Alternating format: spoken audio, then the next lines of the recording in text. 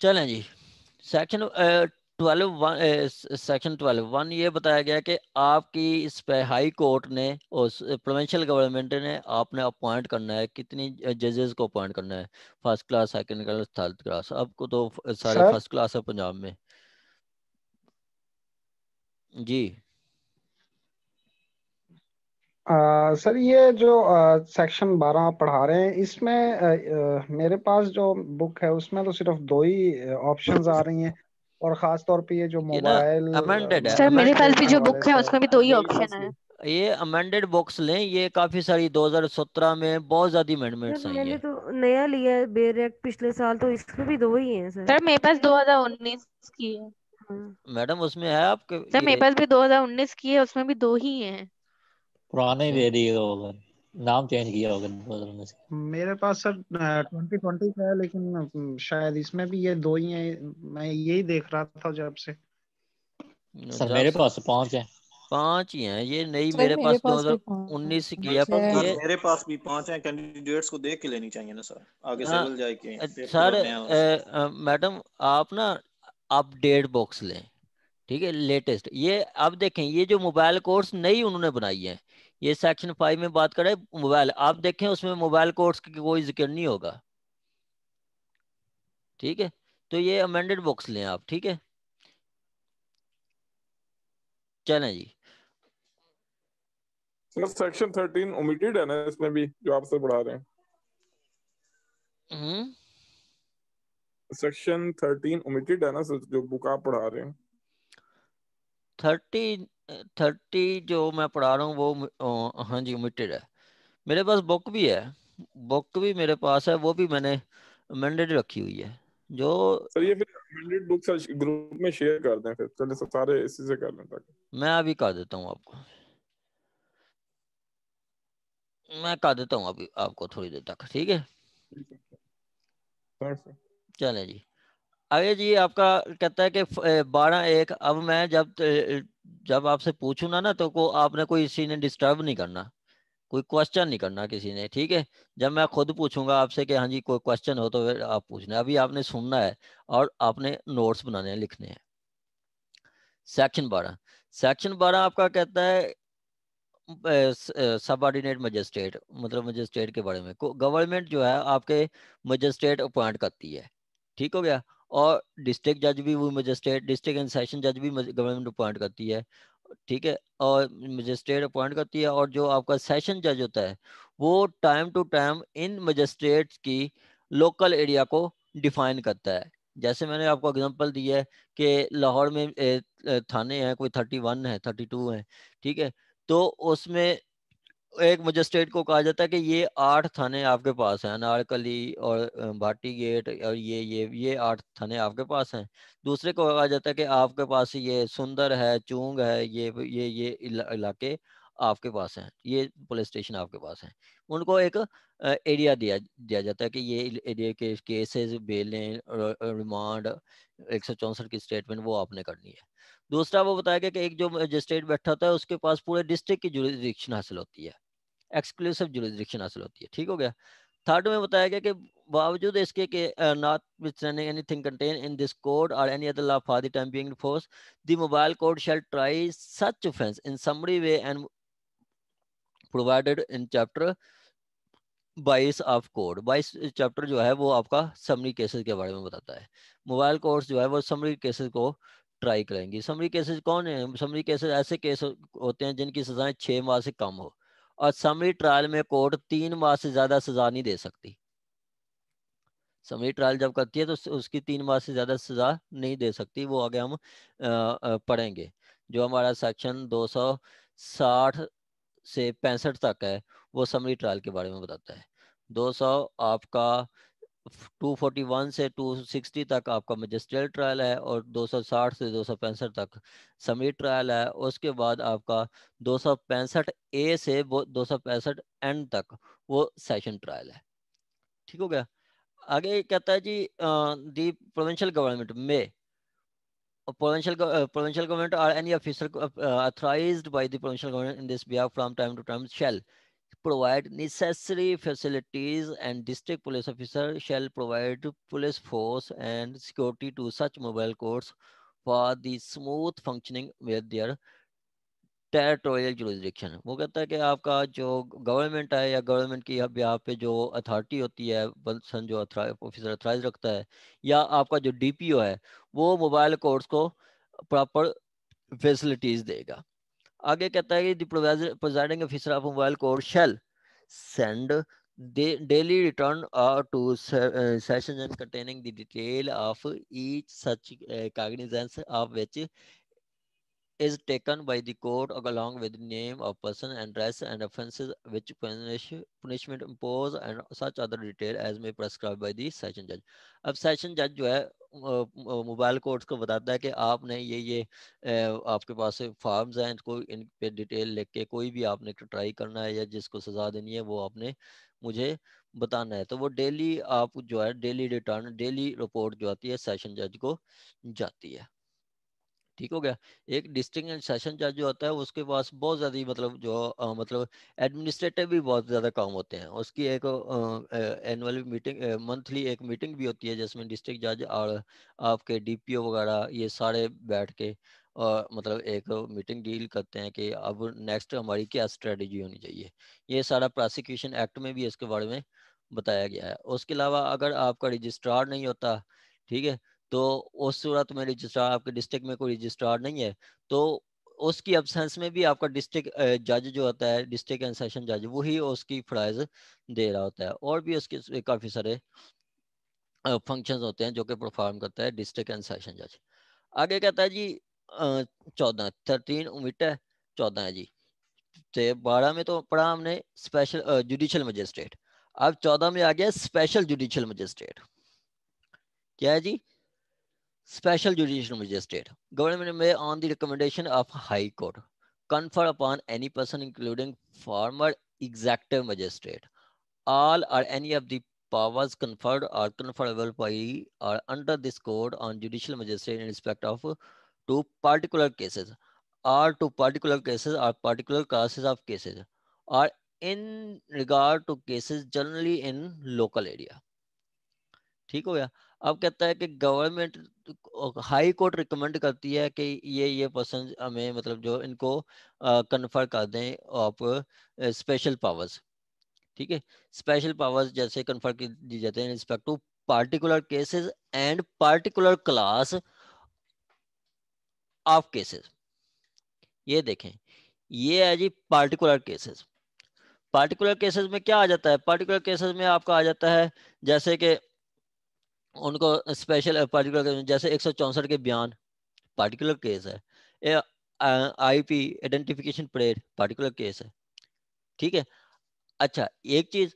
दूसरा वो कहता है आर पार्टिकुलर क्लासेस। ये पार्टिकुलर क्लास या पार्टिकुलर क्लास ऑफ केसेस। इसमें आप पार्टिकुलर क्लास में आप कह रहे हैं कि प्राइस कंट्रोल।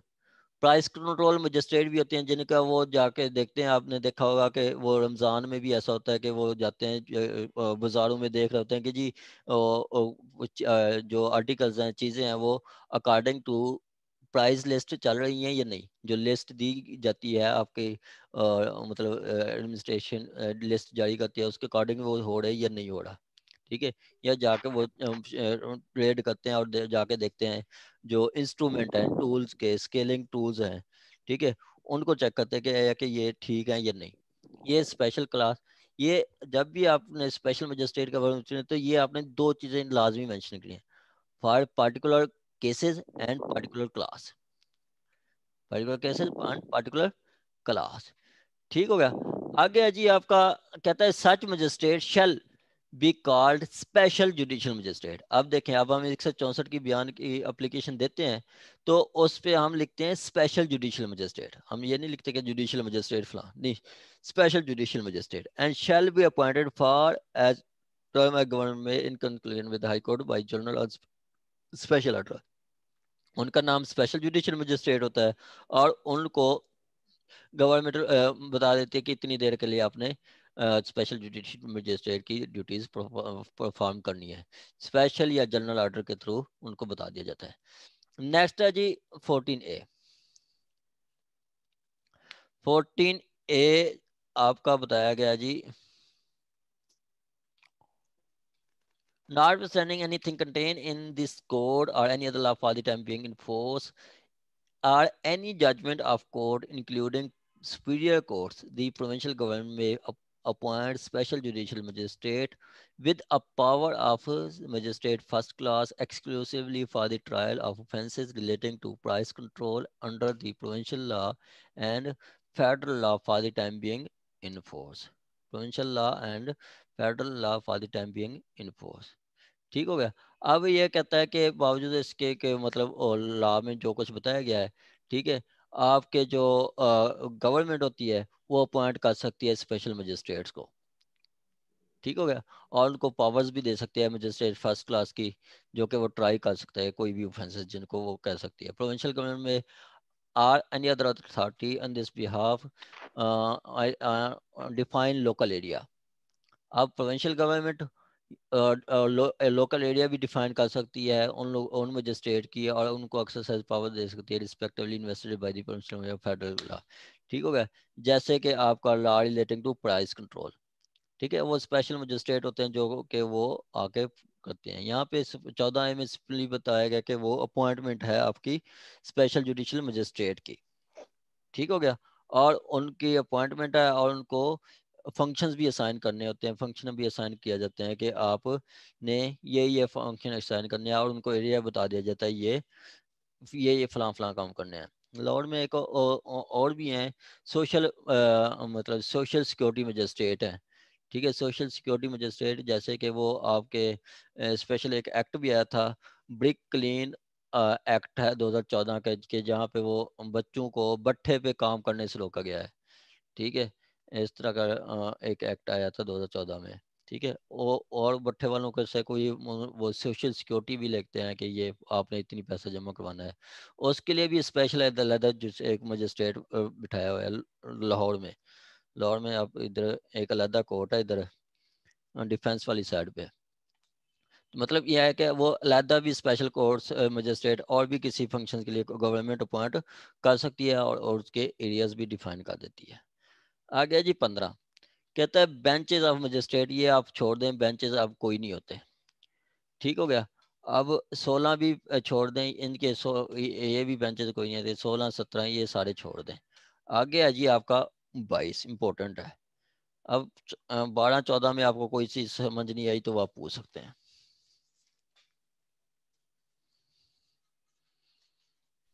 सर ओवरव्यू वैसे दे रहे हैं, यानी सर एक एक लाइन का ओवरव्यू तो मैंने अभी इतनी देर ओवरव्यू दिया है मैंने, इतनी सर, एक देर। दफा सर आपको जो सब समझ पक्का आया हो वो जाएगा। मुझे बताएं, क्या समझ आया आपको? इसलिए तो कहा है सर।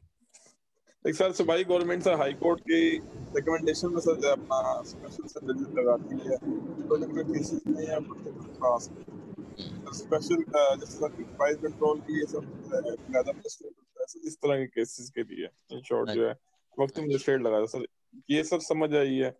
और sir provisional government sir appoint करती है सर 14A में जो समझ आई कि स्पेशल बस तो दोनों यही चीजों कुछ सेम है, यही कुछ है, यही कुछ है, ठीक हो गया।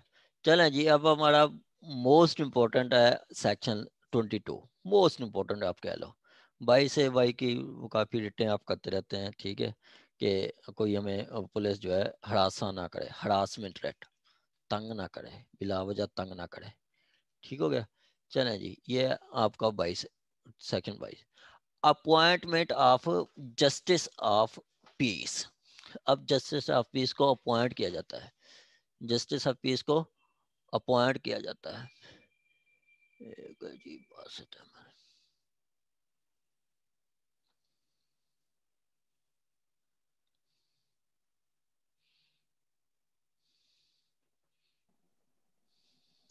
सॉरी सर, एक क्वेश्चन मैं पूछ सकता हूँ बीच में? जी जी पर सर ये इसमें जो provincial government justice of piece को अपॉइंट करती है, जो इसके पावर्स जो है डिस्ट्रिक्ट सेशन जज के पास भी होते हैं, इसमें क्या फर्क होता है? जो प्रोविंशियल गवर्नमेंट जो है वो अपॉइंट करती है जस्टिस ऑफिस किसी बाहर वाले को, जैसे कोई वकील अप्लाई करता है जस्टिस ऑफिस के लिए, तो उसके पावर्स क्या वो होंगे उसमें? आपके पास क्लियर। वो सिंध में होता है।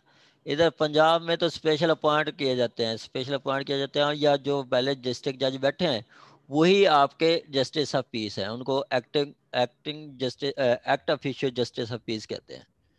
इधर कोई वकील नहीं अपॉइंट हो सकता, ठीक है। पंजाब में ऐसा नहीं है। सर यहाँ पे वैसे बात सुन लें, इसका जो अच्छा, कंसेप्ट है ना। सिंध गवर्नमेंट में जी जी करें, क्वेश्चन सर करें आप। हाँ, सिंध गवर्नमेंट में मैंने खुद अप्लाई किया हुआ था ना जस्टिस ऑफिस के लिए। अभी उन्होंने सिंध गवर्नमेंट ने वकील के लिए 10 साल की उनने रखी हुई है, तो सीनियरिटी के हिसाब से वो बन सकता है, क्योंकि हमारे दोस्त भी एक दो हुए हैं, मगर उसमें थोड़ा पावर्स का अख्तियार आता है, उसमें थोड़ा मुझे डाउट है कि थोड़ा वो मुझे थोड़ा क्लियर करें, क्योंकि मैंने भी अप्लाई किया हुआ है इसका। बस आपकी जब ये 10 साल पूरे हो जाएंगे तो आप जस्टिस ऑफ पीस बन जाएंगे, परेशान ना हो, ठीक है। यहाँ पे आप कोई अगर अपॉइंट करते हैं तो आपका नाम ऑफिशियल गजट में आ जाएगा, ठीक है। ऑफिशियल गजट में नाम आएगा तो आपके पास वो पावर्स आ जाएंगी जस्टिस ऑफ पीस की।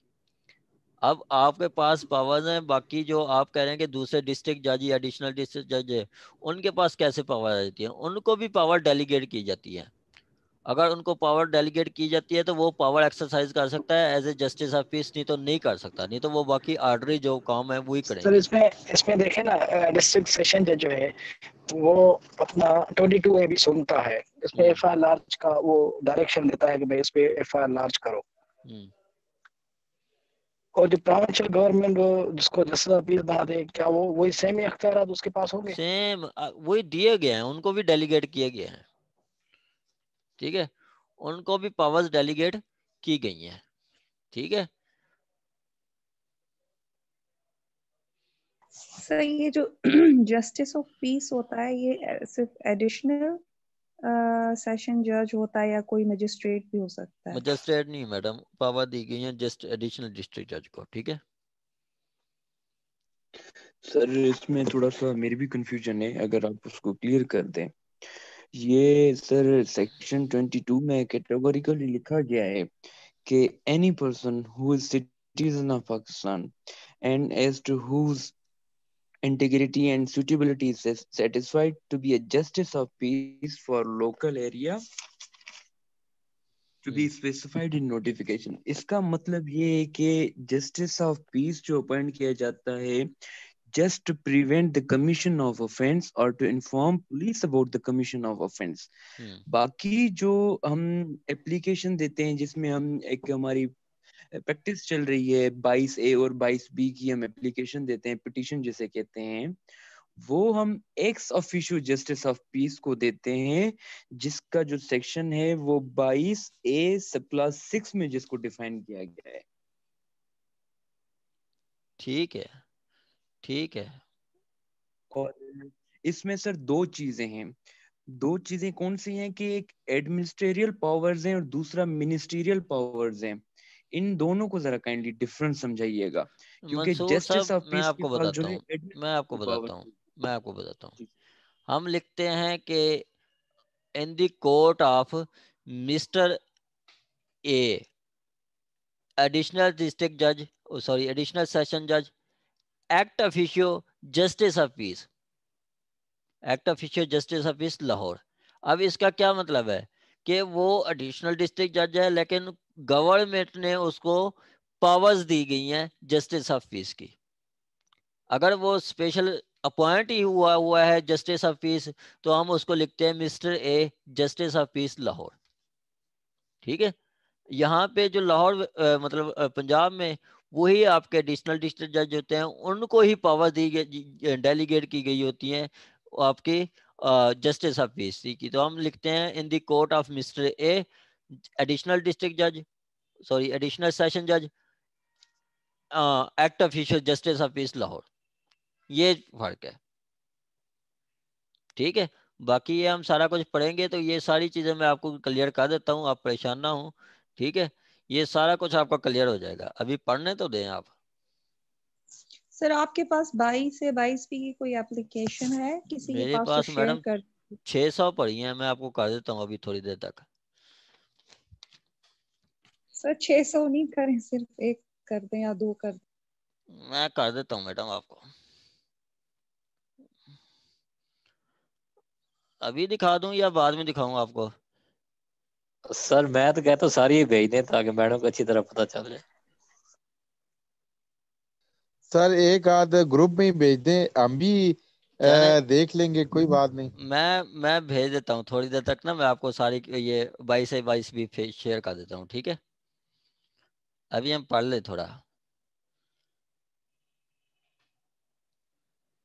ठीक है? मैं आपको दिखाता हूँ सारी। चलें जी, ये इसलिए ना हमारी प्रोग्रेस बहुत कम है, बहुत कम हम पढ़ते हैं, ठीक है? हम बहुत कम पढ़ते हैं क्योंकि हमारे क्वेश्चंस जो आ जाते हैं वो बहुत ज़्यादा आ जाते हैं, ठीक है? चलें अब हम पढ़ लेते हैं, तो फिर मैं आपको ये भी शेयर कर देता हूँ, ये भी शेयर कर देता हूँ 164 की स्टेटमेंट, और ये एक्ट भी शेयर कर दूंगा। जो चीज़ आपको चाहिए है वो आप मुझे टेक्स्ट कर दिया करें या गुड़ों में कर दिया करें, मैं आपको सारा को भेज दिया करूँगा। मैं सर वो अल्हम्दुलिल्लाह चालान खुद ही तो ड्राफ्टिंग करता हूँ, खुद ही मेरी सारी ड्राफ्टिंग होती है, मैं अपनी ड्राफ्टिंग आपको शेयर करूँगा, ठीक है? सर चालान भी सर ग्रुप में सर शेयर कर देना जैसे कल। चलान भी कर देता हूँ, चलान भी कर देता सर हूँ। जी मैडम। अस्सलाम वालेकुम सर, वो यही रिक्वेस्ट थी आपसे कि सर आप वो हमारी इलेक्शन एक्ट डिटेल्स ये 2018 भी सेंड कर दीजिएगा। वो नहीं है मेरे पास। जी मैडम मेरे आप पास है, मैं आपको भेज दूंगी वो एक्ट। जी सर बोलो वो बोलो। मुझे यही रिक्वेस्ट करनी थी कि मतलब हम ना जैसे जल्दी जल्दी चलेंगे तो ये सीआरपीसी हमारा हाँ जी, कंप्लीट हो जाएगा, ताकि हम दूसरा सब्जेक्ट ले लें। हाँ ये जी, इतना बड़ा है और इतना टाइम लग जाता है, एक क्लास में कम से कम हम 50 सेक्शंस कर लें तो अच्छी बात रहेगी वो। हाँ जी मैडम, मैं भी यही चाहता हूँ, मैं भी ठीक है सर, यही तो चाहता बस हूँ। इसी बात का है। बस ओके वो सर। सर इस ये सर वो आपके कहते भाई हैं सारे, हैं ठीक है? Irrelevant questions. हाँ जी, एक एक तो कैंडी सर आप ठीक कह रहे जो हैं, एक तो रेलेवेंट इररेलेवेंट क्वेश्चन क्वेश्चंस है। जो आ जाते हैं। वैसे मैडम आपका जो ये है ना कि 50 सेक्शन, ये जो हम सीआरपीसी हम एक दिन में आप चाहें तो 100 भी इसके सेक्शन पढ़ लेते हैं। ये सारा प्रोसीजर है, इसमें कोई चीज़ समझने वाली नहीं है। जो हमने टाइम लगाया क्यूएस पे वो बेहतरीन टाइम लगाया। यहाँ पे तो 50 क्या 60 70 सेक्शन हम पढ़ सकते हैं। ये बिल्कुल प्रोसीजर है, कोई चीज़ समझने वाली इसमें ऐसा इसमें कोई नहीं है। सर ठीक हो फिर गया? तो अच्छी बात रहेगी। हाँ, ये लेकिन हमारा जल्दी हो थोड़ा जाएगा। लेकिन सर हमारा कंसर्न ये है कि हमें थोड़ी सी प्रोसीजर की भी समझ आए, स्पेशली जो लोग प्रैक्टिस करते हैं, मतलब जी जो लोग जुडिशरी अप्लाई कर रहे हैं सब उनके लिए तो थ्योरी इज इनफ के वो थ्योरी पे चलें, चलते हैं। ठीक है, चलें अब हम पढ़ लेते हैं, फिर बाकी बाद में हम बात करते हैं। चलें जी। Appointment of justice of peace. Provincial government में by notification in official gazette appoint for such period as may be specified in notification and subject to such rules as may be made by the it any person who is citizen of Pakistan। अब ठीक है, ये जो सिंध में करते हैं वो कर सकते हैं, जो सिंध में वो किसी भी एडवोकेट को भी अपॉइंट कर देते हैं वो कर सकते हैं। Any person who is citizen of Pakistan and whose integrity and suitability, ठीक है? इंटीग्रिटी और सूटेबिलिटी, सूटेबिलिटी का कहता है कि आपका वो जो पर्सन है वो सूटेबल भी हो।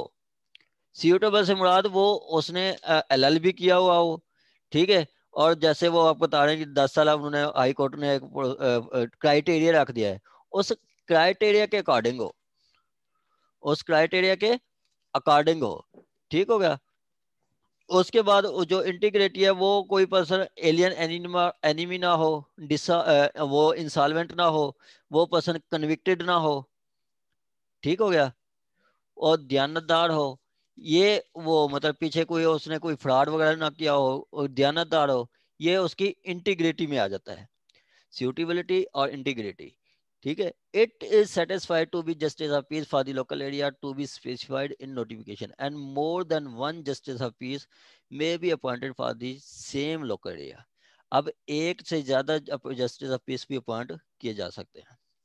अब देखें, अब जब भी कोई पढ़े ये बेर एक्ट, तो आपकी ये होती है कि आप जो भी चीजें आपको मतलब जिनकी चीज समझ नहीं आती आप उसके बारे में सर्च करें, उसके बाद फिर जब पढ़ें तो आपको वो चीज़, कोई चीज़ आपको ऐसी ना आए कि जो आपको कंफ्यूज करे। जहाँ पे आपको थोड़ी कंफ्यूजन आएगी तो आपका वो कॉन्फिडेंस लो होगा। तो इसलिए कहता हूँ कि जो चीज़ आपको सब पता नहीं चल रहा तो उसको हाईलाइट करें और वो आगे पूछ लें किसी से, डिस्कस करें। ला मैक्सिमम डिस्कशन से होता है। ये आपका 22 कहता है कि आपका जो प्रोविंशियल गवर्नमेंट है वो किसी भी पर्सन को जो कि सिटीजन पाकिस्तान है, जिसकी इंटीग्रिटी एंड सूटेबिलिटी मैच करती है, सेटिस्फाइड है, उसको जस्टिस ऑफ पीस अपॉइंट कर सकती है। और एक लोकल एरिया के लिए एक से ज़्यादा भी जस्टिस ऑफ पीस हो सकते हैं। आगे 22 से कहता है कि पावर ऑफ जजेस ऑफ पीस और power of justice of piece, उसकी अब पावर्स बता रहा है। पावर्स क्या है जी? पहला कहता है a justice of peace for any local area shall for the purpose of making arrest have within such area all powers of police officer refer to in section 54 and of an officer in charge of police station referred in section 55। ठीक है, इसके पास 40, 54 and 55 की powers होती हैं। 54 क्या है? Arrest without warrant. ठीक है, 55 क्या है? वो भी अरेस्ट विदाउट वारंट है, जो कि हैबिचुअल ऑफेंडर होते हैं, दूसरे वैगाबॉन्ड और हैबिचुअल ऑफेंडर वगैरह, उनको अरेस्ट करने की भी पावर्स होती है जस्टिस ऑफ पीस के पास। एक आ गया है। दूसरा कहता है कि a justice of peace making arrest in exercise of any power under subsection 1 shall forthwith take or cause to be taken। ठीक है, अब देखें ये take and cause to be taken, ये नासिर साहब इसका क्या मीनिंग बनता है? टेक और कॉज टू बी टेकन।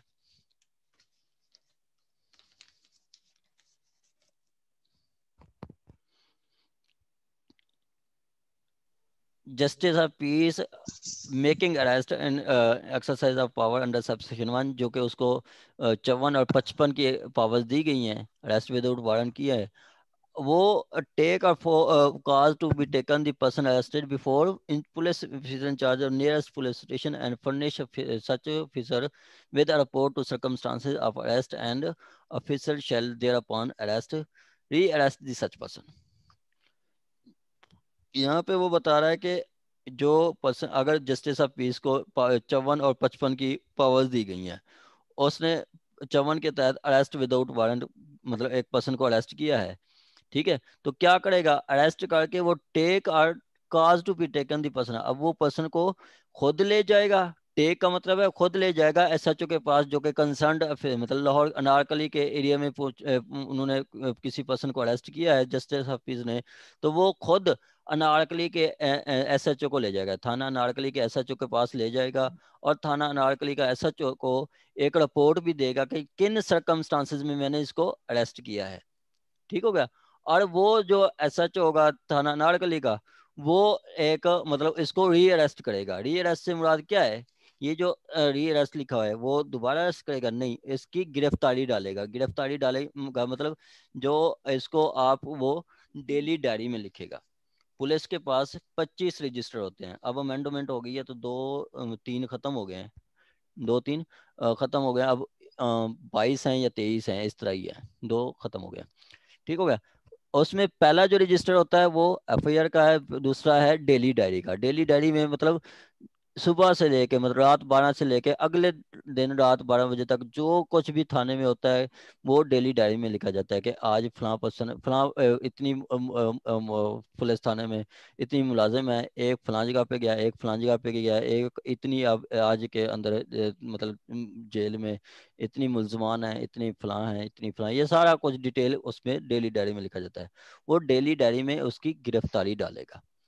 वो कहते हैं कि पुलिस डेली डायरी रोज नाम चार्ज को पब्लिक कहते हैं। डॉक्यूमेंट्स, पब्लिक डॉक्यूमेंट है, ये पब्लिक डॉक्यूमेंट है। अब डेली डायरी में अगर कोई एंट्री नहीं करते, ठीक है, तो वो उस पे एसएचओ सस्पेंड हो सकता है, मुअत्तल हो सकता है। ये पुलिस रूल्स चैप्टर 20 में बताया गया, 22 में। ठीक है, 22 में चैप्टर 22 पुलिस रूल्स 1934 के जो पुलिस रूल्स है उसमें बताया गया। मतलब सिंपली मैं अब फिर डिटेल में चला जाता हूँ ज़्यादा, वैसे भी टाइम काफ़ी लगता है। एनीहो, जब भी वो एसएचओ जस्टिस ऑफ पीस ने किसी पर्सन को अरेस्ट किया तो वो खुद ले जाएगा और कॉज टू बी टेकन, या उसको भेज देगा किसी के थ्रू, किसी कंसर्न्ड जो मतलब मुतलका एसएचओ होगा उसके पास भेज देगा, मुतलका एसएचओ उसकी गिरफ्तारी डालेगा। ये है 22A2। आगे कहता है a justice of piece for any local area shall have powers within such local area to call any member of police force on duty to aid him। अब जस्टिस ऑफ पीस उस local area मतलब अनारकली में किसी को arrest करता है तो अनारकली के पुलिस स्टेशन को किसी को भी ऑन ड्यूटी जिसको भी है वो कॉल कर सकता है मदद के लिए। वो मदद कैसी हो सकती है? एक, फॉर टेकिंग और preventing escape of any person who has been participated in commission of offense, cognizable offense, or against whom a reasonable complaint has been made and credible information has been received or reasonable suspicion exists of his having so participated। ठीक हो गया। और जो आपका S मतलब justice of piece है उसको power है, वो किसी भी पुलिस ऑफिसर से एड मांग सकता है। किसके लिए? किसी को मतलब रोकने के लिए, मतलब किसी को रोकने, ऑफेंस से रोकने के लिए, इस पर्सन को जो कि ऑफेंस कमिट कर रहा है उसको रोकने के लिए, मतलब एक कमीशन ऑफेंस से पर्सन को रोकने के लिए कि वो ऑफेंस ना करे, उसके लिए पुलिस फोर्स को कॉल कर सकता है। ठीक हो गया। और in preventing of crime in general and in particular and in prevention of breach of peace और disturbance of public tranquillity. Breach of peace मतलब अमन व अमा के जो डिस्टर्ब ना हो, इसके लिए भी वो पुलिस ऑफिसर की इमदाद मांग सकता है। आगे कहता है 4 में कि where police member of police officer police force on duty has been called upon to render his aid, subsection 3 such call shall be deemed to be have made by competent authority। अब justice of piece किसी भी मतलब थाना police Anarkali के थाने के SHO को कहे या किसी पुलिस ऑफिसर को कहे कि आओ और ये मतलब वहाँ पे मर्डर हुआ है तो उस पर्सन के उसके मुल्जमान को अरेस्ट करवाने के लिए हेल्प करो। तो सेक्शन 4 सब सेक्शन 4 ये कहता है कि वो पर्सन जो जस्टिस ऑफ पीस कॉल करेगा वो ये समझा जाएगा कि वो कॉम्पिटेंट अथॉरिटी है। कॉम्पिटेंट अथॉरिटी जैसे कि अब एसएचओ को डीएसपी बुला सकता है, डीपीओ बुला सकता है, सीसीपीओ बुला सकता है। तो ये समझा जाएगा कि ये वही डीपीओ सीसीपीओ जो उनके ऊपर है, जो उनको बुला सकता है, वही कॉम्पिटेंट अथॉरिटी है। ठीक है, मतलब जस्टिस ऑफ पीस कॉल करता है तो वो कॉम्पिटेंट अथॉरिटी समझी जाती है। आगे 5 है क्या जी, a justice of peace for any local area in accordance with such rules as made by the provincial government issue a certificate as to identity of any person residing within such area or verify any documents brought to before him and such person or attest any such document required under law for the tribunals to be attested by magistrate. अब जो हम 17वें scale का magistrate है उससे हम document attest करवाते हैं, वही जस्टिस ऑफ पीस भी कर सकता है। वो कोई डॉक्यूमेंट वेरीफाई कर सकता है कि ये डॉक्यूमेंट ठीक है, ये ठीक नहीं है, या वो एक सर्टिफिकेट भी इशू कर सकता है। आजकल आप देखते हैं कि वो करेक्टर सर्टिफिकेट मांग लेते हैं, किसी इदारे में चले जाएं तो वो कहते हैं कि आप पहले करेक्टर सर्टिफिकेट ले आएं। वो करेक्टर सर्टिफिकेट आपको थाने से मिलता है, थाने से, या एक लाहौर में तो उन्होंने एक अलग सेल बनाया हुआ है डिस्ट्रिक्ट डीएसपी का, वहाँ पे जाके आप अप्लाई करते हैं तो आपको करेक्टर सर्टिफिकेट भी मिल जाता है।